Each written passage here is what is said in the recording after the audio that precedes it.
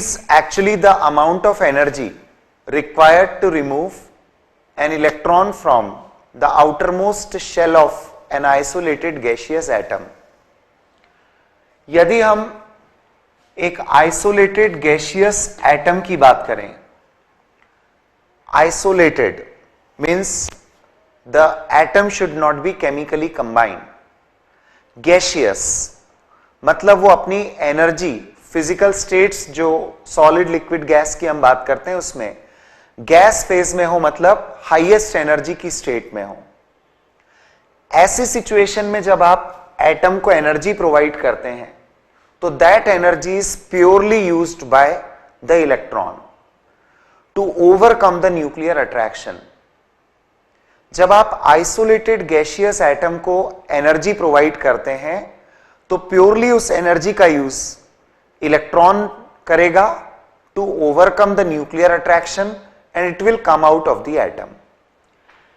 तो यदि एक आइसोलेटेड गैसियस एटम से रिमूवल ऑफ इलेक्ट्रॉन होता है -1 electron, it will acquire positive charge.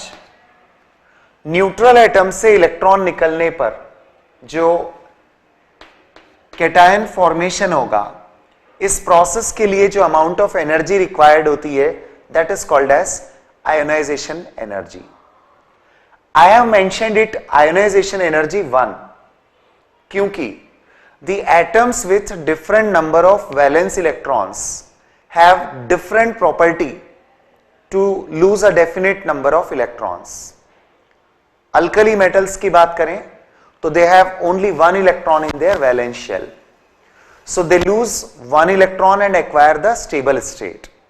But other than alkali metals, if we now talk about alkaline earth metals, valence electrons का number है 2, so the amount of energy required to remove now 1 more electron should also be taken into consideration. जब आप 1 more electron इससे remove करते हैं तो इस बार आप एनर्जी को सेकेंड आयनाइजेशन एनर्जी मेंशन करते हैं. So the concept of ionization energy is always associated with the successive values of ionization energy. In a similar way, if we proceed for removal of 1 more electron, the tri-positive ion formation, then the energy required is third ionization energy and so on. यदि आप इसे practically calculate करते हैं तो practically determine करने में इसे in terms of potential measure किया जाता है. In the discharge tube experiment, the potential applied across the 2 ends of the discharge tube will decide the ionization potential. So you might be knowing well about the relationship. The potential of 1 volt is equal to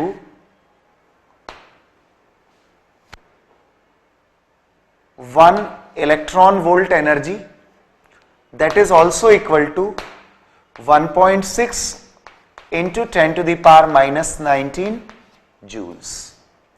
यदि हम volt में express कर रहे हैं मतलब हम in terms of potential express कर रहे हैं, ionization potential. So it can be said as first ionization potential, second ionization potential and third ionization potential.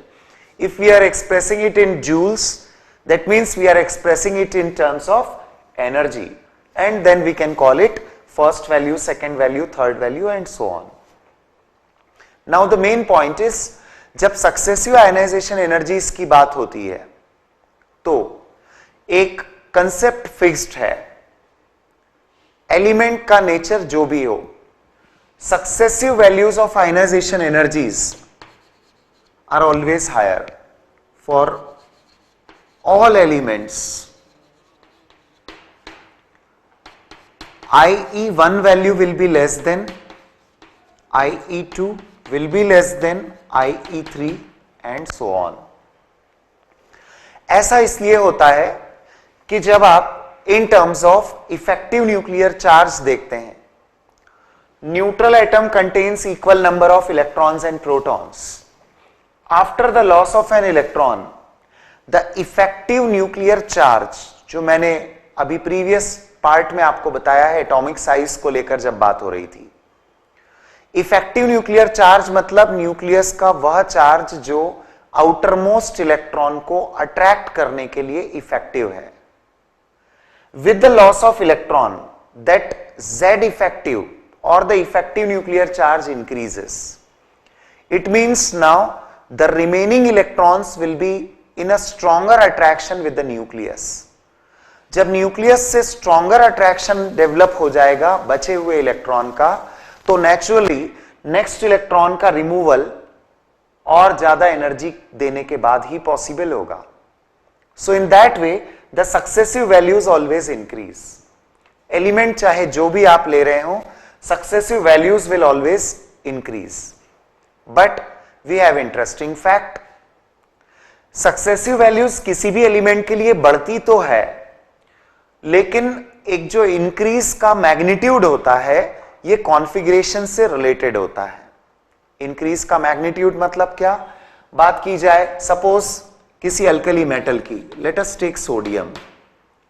Now as we know that its electronic configuration has the configuration of neon followed by one more electron in 3s orbital. So after the loss of one electron it is acquiring stability. That means the removal of second electron will be difficult. So for sodium we shall say that IE1 is much less than IE2. ये gap हमें first और second value के बीच में बहुत बड़ा gap मिलता है. Suppose now I talk about calcium. Now the configuration of calcium is that of argon followed by 2 more electrons in the 4s orbital. इस बार क्या होगा? इस बार IE1 no doubt it will be less than IE2. दो successive electron निकलने के बाद calcium will acquire the configuration of argon. Stable होगा, इसलिए removal of next electron will be now difficult. Difficult in the sense it will consume more amount of energy. So this time you will find a bigger difference between the second and the third value. When we talk about questions, examination में जब questions पूछे जाते हैं तो sometimes they directly give the question in this manner. A metal M shows sudden increase in its fourth ionization energy. इसका meaning ये है कि वो फर्स्ट सेकेंड थर्ड तक तो इंक्रीज शो कर ही रहा था, then after it has shown a sudden increase in the value of fourth ionization energy. इस इंफॉर्मेशन के बाद they connect the question with some compound like, बताइए उस कंपाउंड उस मेटल के लिए ऑक्साइड का फॉर्मूला क्या होगा? I repeat, the complete question is a metal M shows sudden increase in its fourth ionization energy value. What will be the formula of its oxide? Oxide का formula पूछा गया. Metal M के बारे में information क्या है? Metal M के बारे में इंफॉर्मेशन है कि IE1, IE2, IE3 regular manner में इंक्रीज हो रहे थे, but there was a sudden increase in IE4. ये जो सडन इंक्रीज इन IE4 है, ये क्या इंडिकेट करता है? Metal M acquired stable configuration after the loss of 3 electrons. So after the loss of 3 electrons, if it got stable configuration, इसका मतलब है इसका स्टेबल आयन ट्राई पॉजिटिव होगा. इस मेटल के लिए ऑक्साइड का फॉर्मूला बताना है. Now we know that oxide ion is oxygen -2. So the formula of its oxide will be M2O3. This way the questions are asked. This is one of the pattern. Questions को लेकर एक ये तरीका है, एक method हो सकती है. Directly about the ionization energy successive values दिए जाएं और फिर कंपाउंड्स को लेकर कोई क्वेश्चन पूछा जाए, या डायरेक्टली स्टेबल ऑक्सीडेशन नंबर पूछ लिया जाए. A metal shows sudden increase in the third ionization energy. What will be the stable oxidation state of the metal? Stable ion कौन सा फॉर्म करेगा? Calcium di positive stable ion. क्यों? क्योंकि third ionization energy second के बाद बहुत ज्यादा हो जाती है। A metal has only one valence electron, then what will be true related to the ionization energy? इस तरह का क्वेश्चन फ्रेम हो सकता है। The true thing related to its ionization energy will be a big difference in its first and second value. So these are the introductory points related to ionization energy. I repeat the definition. हम ionization energy को बोलते हैं the minimum amount of energy required to remove an electron from the outermost shell of an isolated gaseous atom. कुछ इससे related conceptual points को हम relate करें, जैसे हर एलिमेंट के लिए सक्सेसिव वैल्यू इंक्रीज होना है, दैट इज फाइन। और अब यदि comparison of ionization energy for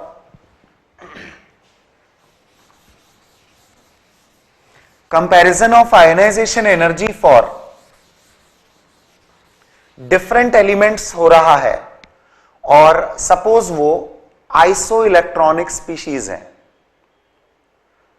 of course जैसे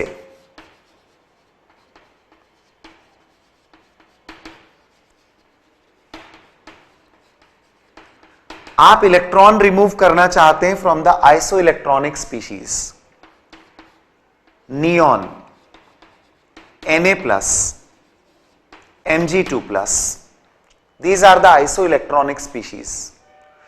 न्यूट्रल एटम सोडियम की सेकेंड आयोनाइजेशन एनर्जी का मतलब होगा Na+ की ionization energy.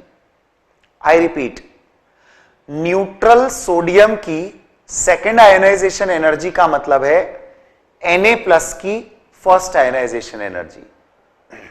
It's very obvious and simple. X di positive की आयोनाइजेशन एनर्जी क्या है? X की थर्ड आयोनाइजेशन एनर्जी। बस इसी तरह का मैटर मैं यहां पर बोल रहा हूं। न्यूट्रल सोडियम एटम की आयोनाइजेशन एनर्जी की सेकेंड वैल्यू Na+ की first value of ionization energy मानी जाएगी।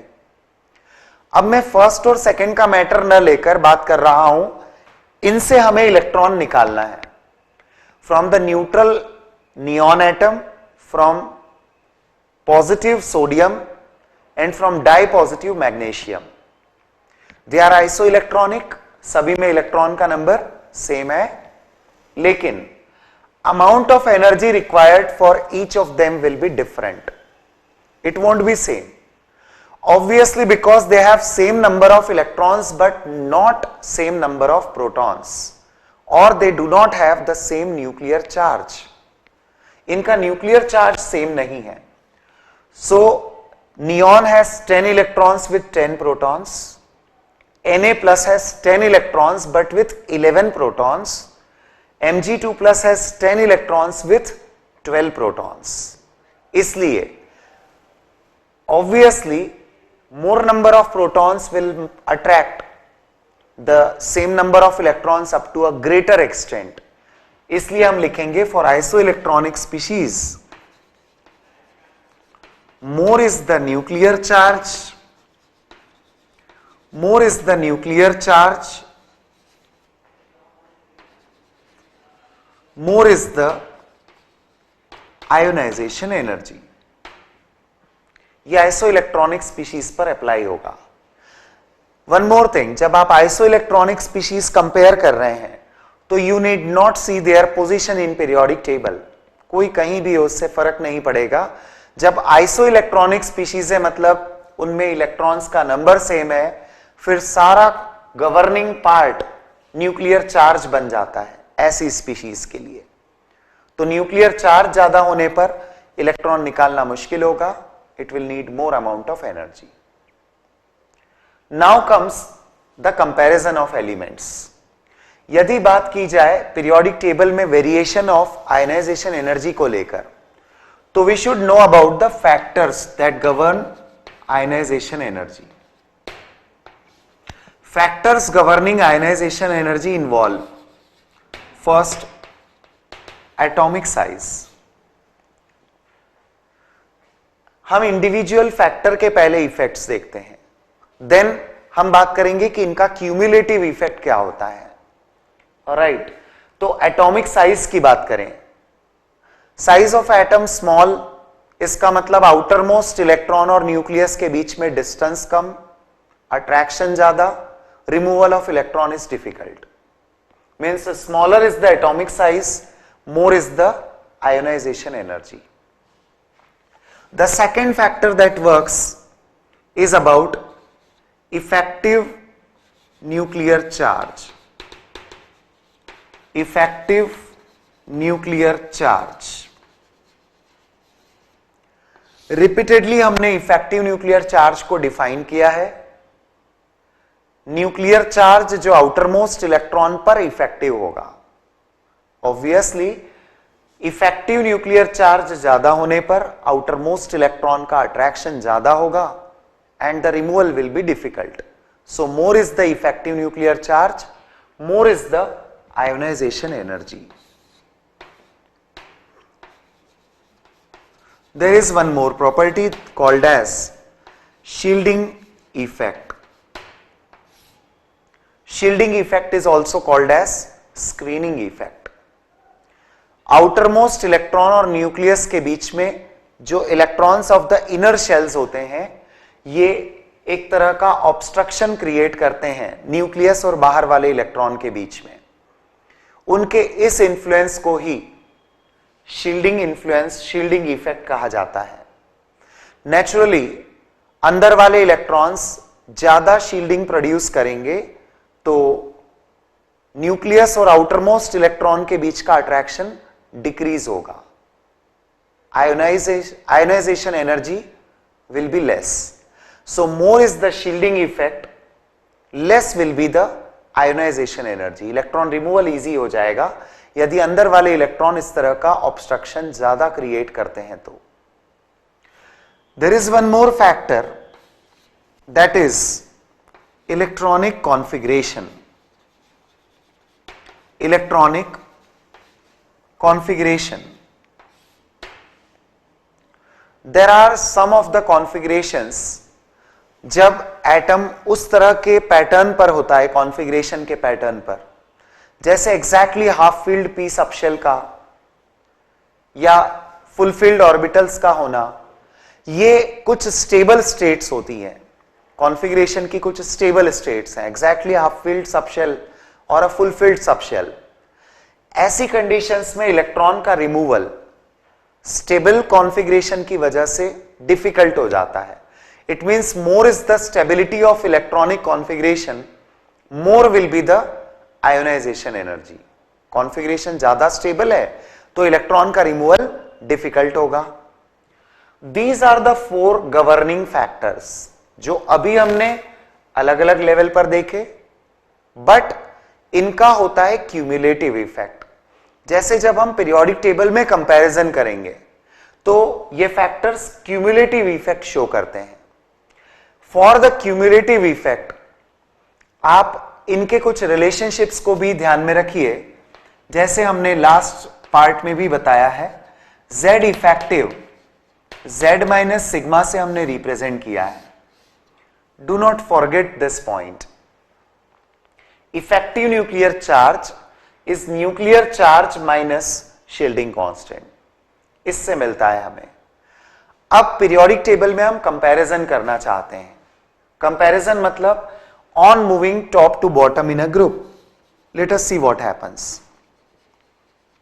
On moving top to bottom in a group. Let us see क्या होता है. जब आप ग्रुप में टॉप से बॉटम मूव कर रहे हैं तो फैक्टर्स पहले फोकस करिए. फैक्टर्स पर क्या एटॉमिक साइज में कोई वेरिएशन आता है? Yes, the previous periodic property was atomic size.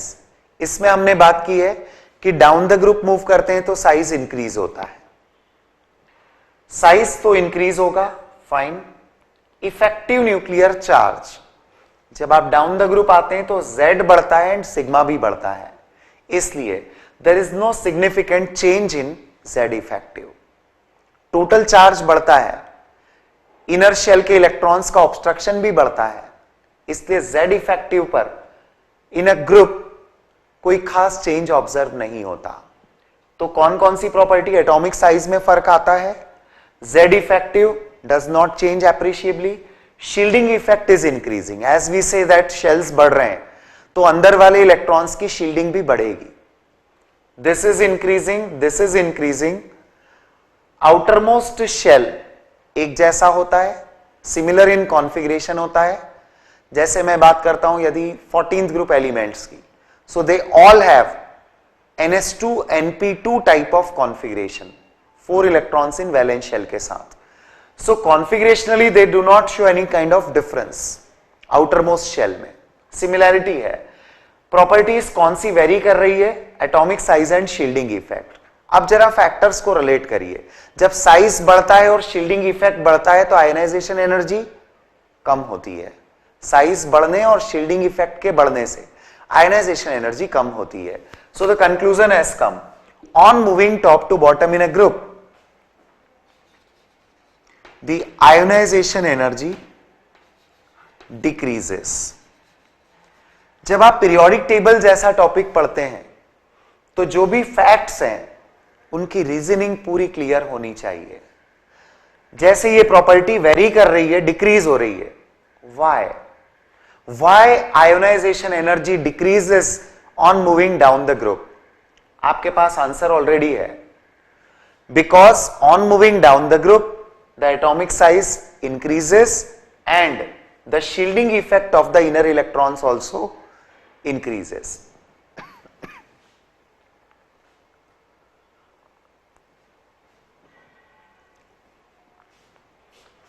I write some elements और उन पर जरा आप इफेक्ट को ऑब्जर्व करिएगा।